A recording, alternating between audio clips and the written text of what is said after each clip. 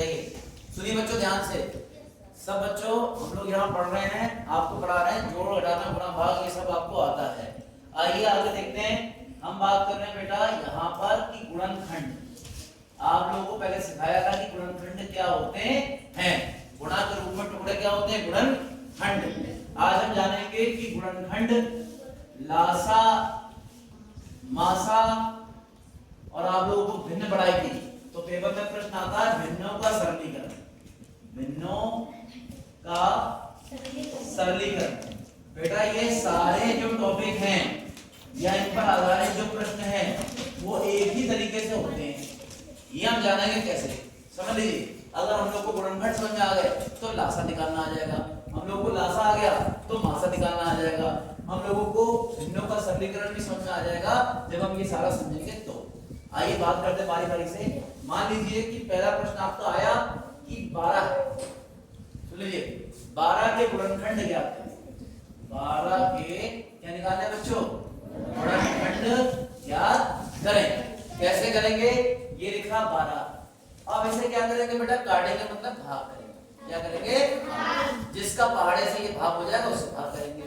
2 के पहाड़े 12 आता, 2 छंग 2 तिया 3 एकम 3, क्योंकि 2 से 3 कटेगा नहीं, या भाग नहीं होगा।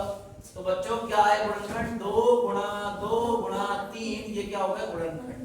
कितने बच्चे जिनको समझ में आ गया, ये हमने गुणनखंड सीखा। ठीक है, सबको आता है।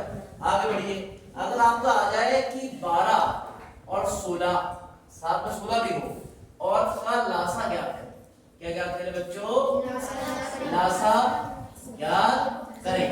अगर पेपर में ये प्रश्न आ जाए तो देखिए जिस बच्चे को गुणनखंड आता है उसको ये भी समझ में आ जाएगा। देखिए कैसे, यहाँ लिखेंगे 12, यहाँ लिखेंगे 16, तो हमें ऐसा पता करना होगा कि जिसके पहाड़े से 12 भी हो जाए और 16 भी हो जाए।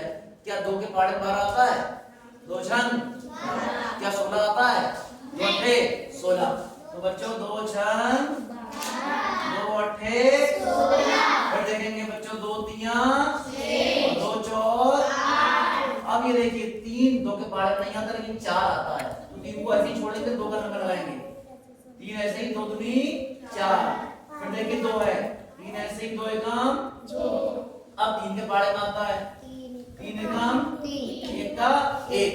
जब दोनों तरफ 1 आ गया तो बेटा ये हमारा लासा माना जाएगा। लासा क्या हो गया, 2 गुणा 2 गुणा 2 गुणा 2 गुणा 3, 2 दूनी 4 दूनी 8 दूनी 16 16 दिए 48। तो गुणनखंड सीखा तो लासा अपने आप हो गया, नहीं हो गया? गुणनखंड सीखा तो लासा अपने आप हो गया कि नहीं हो गया? अब देखिए ये लासा हो गया। बच्चों आगे बढ़ते हैं। अगर आपसे बोले यही कि 12 और 16 का मासा ज्ञात करें, क्या बात करें बच्चों, मासा ज्ञात करना है। देखिए इधर संजीव क्या निकालते हैं, मासा।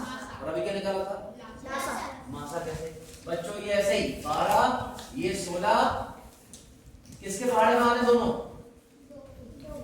2 छंग 2 अट्ठे 16। अब किसके में आ रहे हैं, 2 तिया 2 चौक 8।